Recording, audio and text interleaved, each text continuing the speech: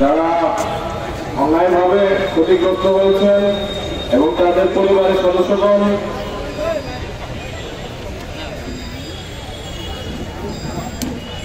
শেষ 24 ঘন্টা এবং আজকে এখানে অবস্থান করছেন, আপনাদের যে ন্যায্য দাবি দেওয়া বিগত সময়ে আপনারা বিভিন্ন সময় এই শহীদ মিনার প্রাঙ্গণে এসে দাঁড়িয়েছেন। সরকার থেকে বিভিন্ন আশ্বাস দেওয়া হয়েছে, কিন্তু যাদের সাজার মেয়াদ শেষ হয়েছে তাদের কিছু সদস্য মুক্তি দেওয়া ছাড়া সেভাবে আমরা এই সরকারের কাছ থেকে কোনো পদক্ষেপ দেখিনি। আমাদের এই আন্দোলন গত বছরের ডিসেম্বর থেকে শুরু হয়, যখন আমরা দেখেছি বিভিন্ন উপদেষ্টাদের কথায়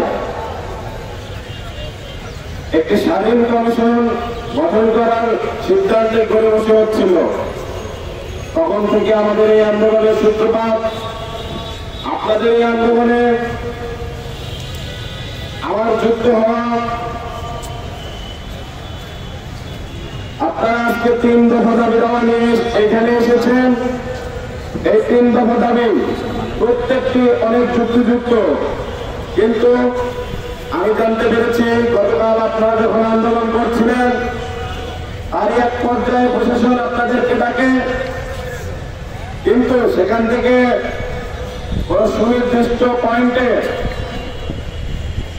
আশ্বাস দেওয়া হয়নি কিংবা বলা হয়নি যে বাস্তবায়ন করা হবে। সেই জায়গা থেকে আজকে আপনাদের পুনরায় অবস্থান করা। আমি অতীতে আপনাদের সাথে যেভাবে ছিলাম এখনো আছি এবং ভবিষ্যতেও থাকবো ইনশাল্লাহ। যতক্ষণ ন্যায্যতার সাথে আপনারা আছেন ততক্ষণ আমি আপনাদেরকে আগেই ওয়াদা দিয়েছি আমি আপনাদের সাথে থাকবো। এগিয়ে চলো,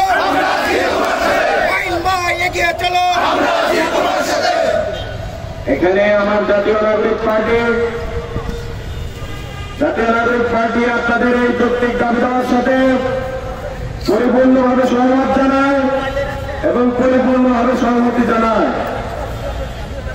আমাদের সম্মানিত সদস্য সচিব আজকে এখানে আসার আশাবাদ ব্যক্ত করেছেন, আশা করি তিনি আসবেন। এনসিপি জিন্দাবাদ।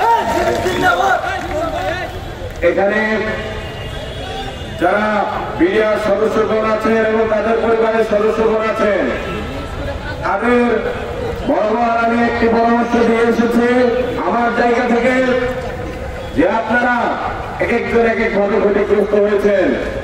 কেউ চাকরিচ্যুত হয়েছেন, কেউ এখনো জেলে আছেন, কেউ জেলবন্দী ছিলেন এখন মুক্ত হয়েছেন, কেউ হয়তো ফাঁসির আসামি হিসাবে আছে কিংবা অন্যান্য ভাবে তারা সাজা প্রাপ্ত হয়েছে। এখানে প্রত্যেকেই এবং প্রত্যেকের পরিবার ক্ষতিগ্রস্ত হয়েছে। যেই ঘটনা পরিপূর্ণভাবে ষড়যন্ত্রমূলক, যেই ঘটনায় পার্শ্ববর্তী দেশে হাত রয়েছে, সেই ঘটনায় কেন গণঅভ্যুত্থানের সরকার হস্তক্ষেপ করতে এত বেশি গরিমস করে? ইনকলাব, ইনকলাব জিন্দাবাদ, জিন্দাবাদ। ইনকলাব, ইনকলাব জিন্দাবাদ, জিন্দাবাদ। বর্তমান সরকারকে স্পষ্ট করতে হবে তাদের উপরে বিদেশি কিংবা দেশের ভেতরের কোন প্রতিষ্ঠান কিংবা ব্যক্তির চাপ রয়েছে কিনা। তারা কেন এই ঘটনার স্বাধীন তদন্ত করতে, এই ঘটনার প্রেক্ষিতে ব্যবস্থা নিতে এত গরিমসি করছে? সম্পূর্ণভাবে এই পিলখানা হত্যাকাণ্ডের ঘটনায় যে তদন্ত কমিশন রয়েছে